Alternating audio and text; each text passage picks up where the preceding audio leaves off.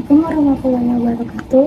Perkenalkan, nama saya Anissa Nuraini, angkatan 2023 dari kelas B. Dan di sini saya akan menjelaskan penjelasan saya terkait dengan pemahaman apa sih definisi dari puisi. Jadi, puisi itu adalah sebuah ungkapan perasaan, rasa emosional dan pemikiran ataupun curahan hati yang dituangkan dalam bentuk tulisan.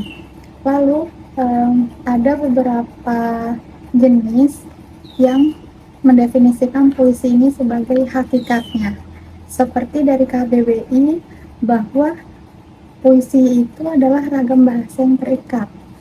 Lalu menurut Rosenberg, teks ini bersifat monolog dan tidak memiliki alur. Jadi itu kesannya random. Jadi pendapat apapun, perasaan apapun dituangkan dalam satu tulisan tersebut.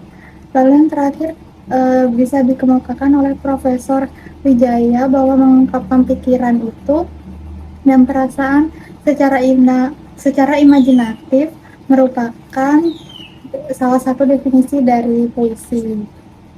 Lalu apa saja sih bentuk dan struktur dari puisi? Jadi puisi itu memiliki struktur fisik dan batin. Artinya di sini apa? Bahwasanya fisik itu yang bisa dilihat secara langsung oleh kedua mata kita. Jadi kita bisa menilai dengan spesifik apa yang bisa didapatkan dari membaca teks puisi tersebut. Sedangkan struktur batin kita melihatnya itu dengan menggunakan imajinasi yang tinggi. Jadi kita itu harus memperoleh ciri tersendiri dengan perangsang apa saja sih isi dari puisi ini yang ditekankan oleh imajinasi berpikir kita, seperti kreativitas yang ada pada diri sendiri maupun perbedaan pendapat lalu disinkron oleh materi tersebut.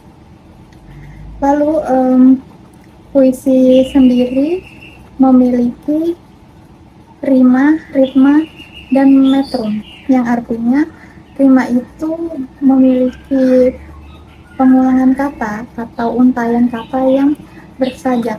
Contoh saja A B A B atau A A A A. Jadi dia itu memiliki pola pikir yang secara struktur itu